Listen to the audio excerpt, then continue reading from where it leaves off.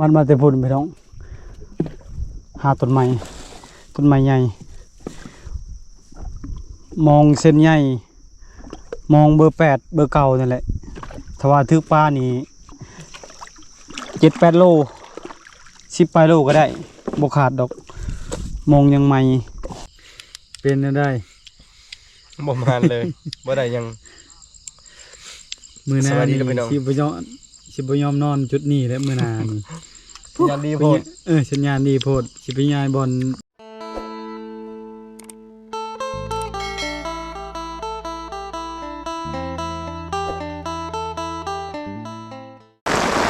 สบายดีพี่น้องสบายดีตอนแรกๆพี่น้องเอ้ยมาป่าซองไอ้น้องมื้อนี้มากับไอเฮียงมา2 คนชวนมาพิมพ์บ่ได้ไปขี้ข้านเพิ่นว่า ทีมงานช่วงนี้เขาเจ้าค่าเวียกปลูกมันเสียหญ้าให้นำเข้าให้พี่น้องยังบ่แล้วเพราะว่าทั้งบ้านนี่บางมื้อก็ฝนตกบางมื้อก็ฝนบ่ตกมาฮอดแล้วก็ลมพายุมาเลยฝนตกตอนนี้กำลังฝนตกพี่น้องมามื้อนี้ก็คือหลักๆใช้แต่มองประมาณ 3-4 กระสอบนั่นแหละมองลายมองใหญ่มองน้อยซ้อมมองตั้งแต่เช้าเลยตอนนี้เวลา4 โมงกายแล้ว ซ้อมมองตอนเช้าเลยนักอลีได้ซ้อมมองมาซาแน่มื้อนี้แปลงมองเพื่อสิแล้วเอามองลายสิได้บ่เอาเบ็ดฝนตกพี่น้องเอ้ยไอเฮียงฝนไปแล้วฝนออกไปประมาณ5 นาทีฝนตกโลด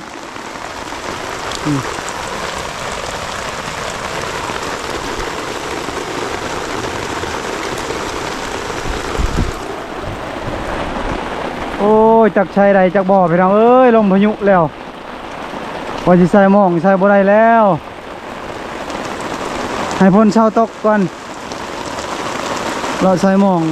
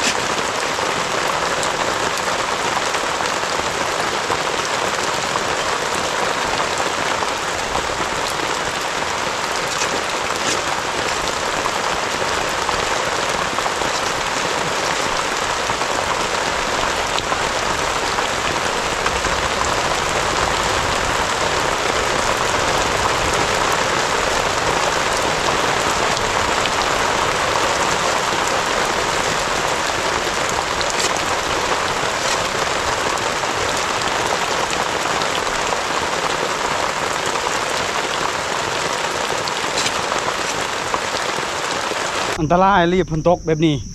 ถ้าฝนบ่ตกใส่มองประมาณ3-4 ด่างแล้ว มาฮอดพี่พอดีเขามาฮอด3 โมง4 โมงนั่นแหละฝนตกพี่น้องฝนตกหากระเซา1 โมงปลายฝนตกตอนนี้5 โมงกายแล้ว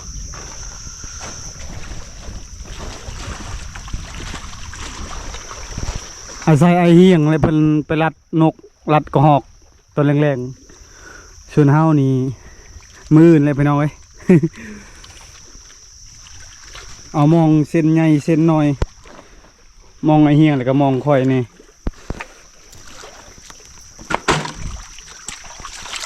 1 2 3 4กระสอบ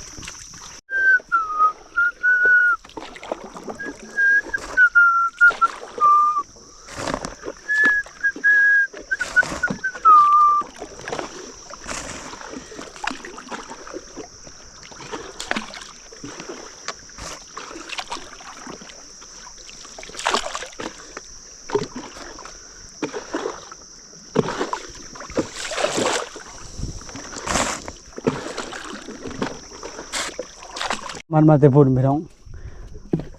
หาต้นไม้ใหญ่มองเส้นใหญ่มองเบอร์8เบอร์เก่านั่นแหละถ้าว่าทึกป้านี่7-8 โล10 ปลายโลก็ได้บ่ขาดดอกมองยังใหม่ทึกคนก็ตายพี่น้องเอ้ยอยู่บ้านมีเท่านึงแล้วทึกมองเกือบบ่รอดทางพุ่นก็เจ้าเห็ดกังหันลมตอนไปเมื่อวานนี่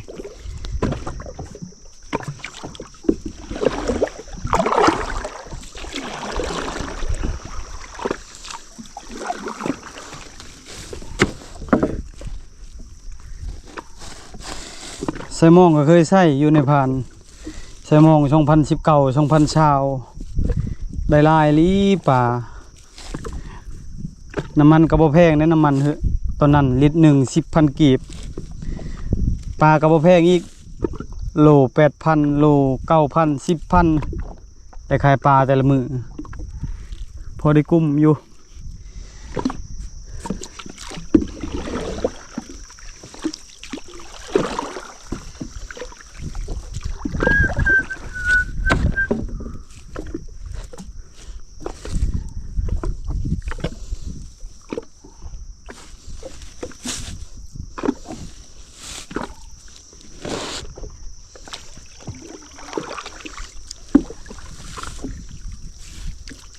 ต่อด่างที่ช่องพี่น้องเอ้ยใส่มองใหญ่ก่อน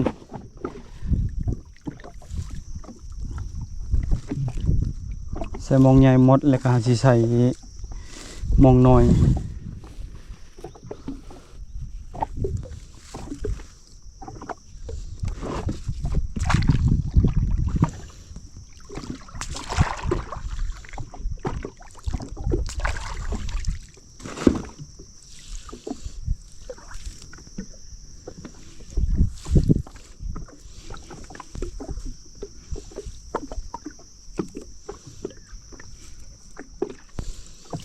มันเด้อ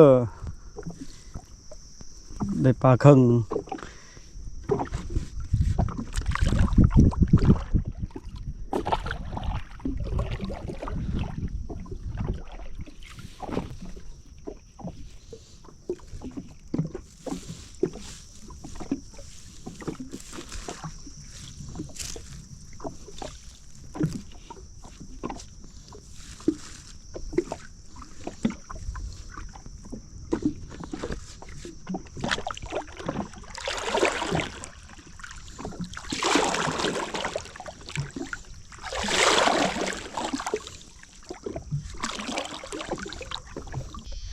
บรรยากาศยามแรงๆพอดีใส่มองหากระซองด่างพี่น้องเบิดช่องกระสอบแล้วยังเหลือซองเสียเวลานำพลตกถ้าพลบ่ตกเฮาใส่หมดแล้วสิได้อันนี้พลตกแบบนี้สัตว์ทั้งบกหรือว่าทั้งน้ำอองหากิน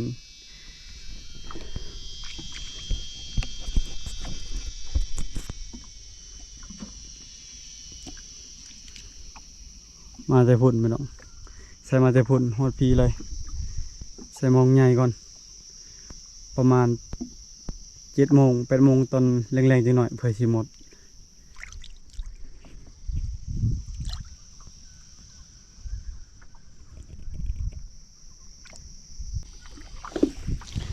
ใส่มองเบอร์2เบอร์3 มองน้อยนี่บ่พลาดแน่นอนพี่น้องเอ้ยดังหนึงนี่5-6 ขีดหรือว่าโลนึงก็ได้มองเบอร์3ส่วนหลายมักเบอร์3เบอร์4ใส่มองทุกมื้อนี้มันแพงอีหยังก็แพงเครื่องทุกสิ่งทุกอย่างก็แพง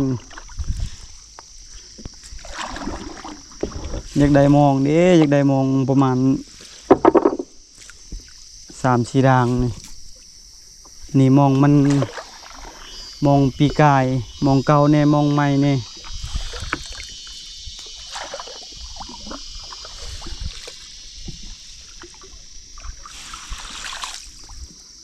ค่ำพี่น้องไอ้เพื่อชิแล้ว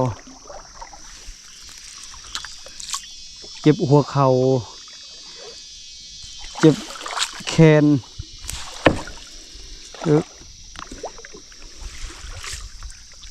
เจ็บเอวคันว่าเขาใส่ตลอดนี่บ่เจ็บปานใดดนๆเทื่อใส่นี่ใส่มองนี่เมื่อยหนัง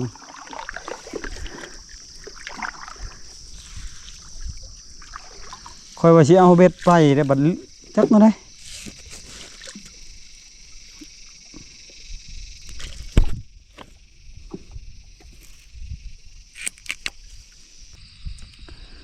พอดีใส่มอง7-8 ด่างพี่น้องยังเหลือด่างเดียวตอนนี้เวลา7 โมงแล้วหายามมองหน่อยก่อนพอได้ปนพอได้ปิงทวามานนะยามมองหน่อยพี่น้องเอ้ย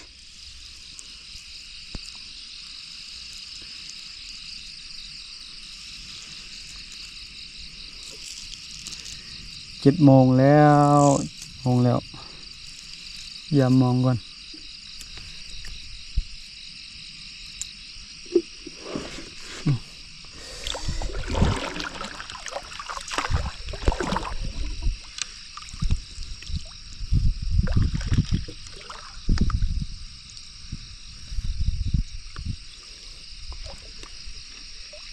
มาถึกปะแล้วอ๋อไปทางไหนแล้ว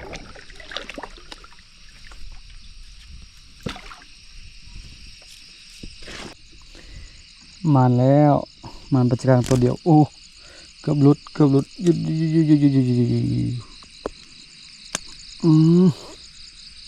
อย่าเกือบหลุด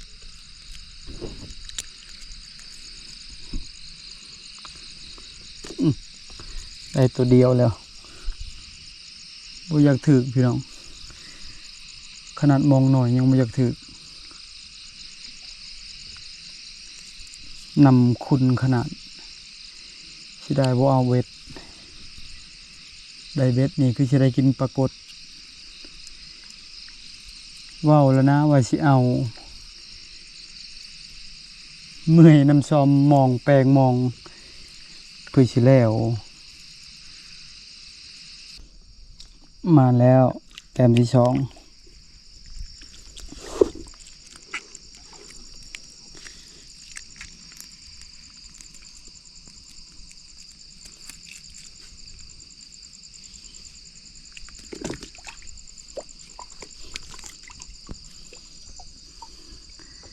ใส่มองไปพร้อมเบิ่งไปพร้อม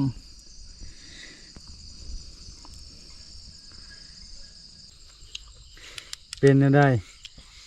บ่มานเลยบ่ได้ยัง มือหน้า สวัสดี นี่ ครับพี่น้อง สิบ่ยอมนอนจุดนี้และมือหน้านี่ ยันดีโพด สัญญาณดีโพดสิไปย้ายบอลได้หมูปลากับไอ้ใหม่ ขึ้นไปฮอดพุ่นฝนตกแล้วก็รีอยู่หั่นขึ้นไปทางเทิงน่ะมีแต่เสียงกระหอกเสียงไก่บ่ได้ไปดักอยู่อันกุกมักอย่างบ่เข้าเลยแหละ บ่กิน ได้ยินอยู่ไก่บินนะตอนจะลงมาค่อยใส่มองคันบ่ไปเพิกตอนแรงๆไก่ขึ้นนะได้ยินอยู่ ที่บนนอนรถ มากับไอเฮียงไปน้องไงตอนน้อยๆกับไปนำกันบัดใหญ่มากสั่งหักสั่งแพงมาแหละมีมันนั่นหมนไปหากินนำกันเป็นหอดตอนน้อยๆเนาะฝนตกไปนี่ได้จับอึ่งทุกข์ก็อายเฮารวยก็อายเขาขี้ลายก็เฮาอยู่กับพี่น้องแบบนี้แหละมีความสุขสัญญาณดีแหงลิ้นเท่านี้ บ่ไหวแล้วกับสัญญาณจำแจวว่ามือน บ่ได้บ่ได้เปิดเน็ตได้ไปหากินนะเร่งรังนี่โอ้หอกตื่นแล้วก็หอกยานเลย บ่ได้เปิดฮอตบอลยังเปิดอาศัยเพิ่นแหละไปเอาไง2 ปี 3 ปีเฮ็ด YouTube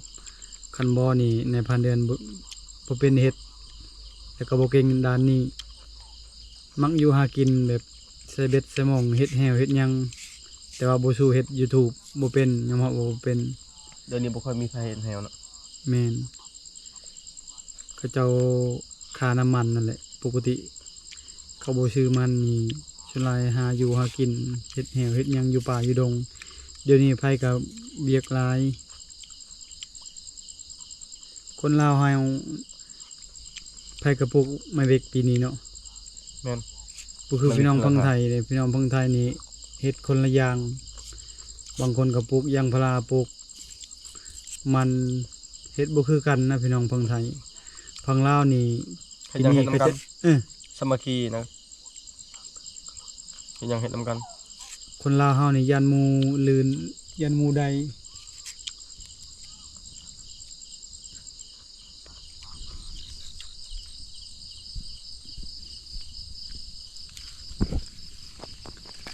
ปิงปลา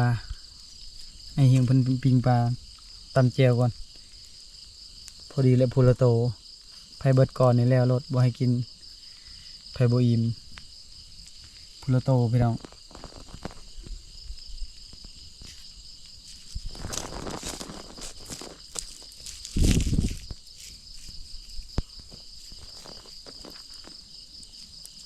เฮ็ด YouTube ถ้าไผมักนี่ได้ถ้าไผบ่มักนี่บ่เป็นหยังบ่ไหวมันเมื่อยอยู่ป่าบ่คือถ่ายวิถีชีวิตเดี๋ยวไปส่องมาเฮาแบบมักหาอยู่หากินไอเฮียงเพิ่นพาเฮ็ด YouTube เพิ่นสอนทุกสิ่งทุกอย่างเลยพี่น้องเอ้ยตอนเฮ็ดก็ใส่งบเพิ่นแหละเพิ่นซอยเล็กๆน้อยๆก็คือเดือนนี้นี่ไปป่านี่เพิ่นได้ใส่น้ำมันเหือเครื่องอุปกรณ์เข้าป่าส่วนเฮาเก็บเงินบ่ทันเลยบ่ได้เลย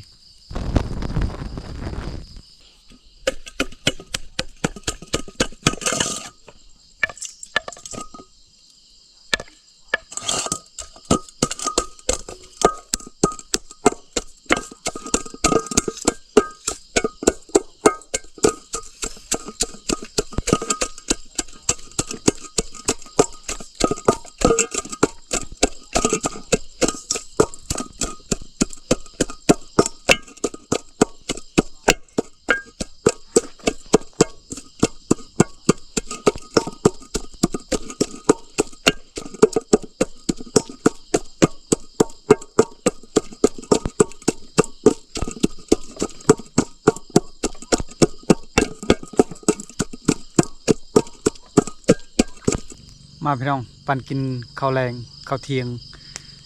ปั่นกินข้าวเล็กๆน้อยๆข้าวเที่ยงพอดีอยากข้าวแรงเลยมาเฮียงกินข้าวกินปลาปิงมีคนมาหาอะไรวะนี่มีเวียกบ่น้อมีเหือแล้วเจ้าหาปลาคือกันกินปลาข้าเจ้าตัวนี้ กินข้าวพี่น้อง หาบนนอนแต่ละคน เฮ็ดบนนอนพอดีเย็นเลยพี่น้องเอ้ยฝนเศร้าตกแล้วใครดอกมีเปมีเพบัดมีเปก็นอนข้างอื่นนอนหินแล้วก็ได้สลับมันใหญ่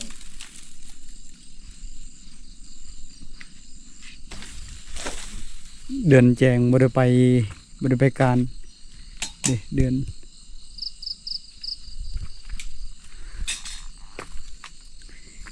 10 โมงแล้วตอนนี้10 โมงเปก็ขาด อยู่บ่น้อมบ่ใบกับยุงหาพักผ่อนพี่น้องมารอบนี้ตั้งใจใช้มองถ้าว่าได้ปลาได้ปลาลายเฮ็ดแห้งไว้พอดีฮอดบานนำเข้าให้ยังบ่แล้วสักเข้าให้พี่น้องสำหรับคลิปนี้วิยังมาพักมาตอนขอบใจทุกคนที่เข้ามาติดตามแต่ต้นจนจบเด้อพี่น้องไปพบกันวิดีโอหน้าบาย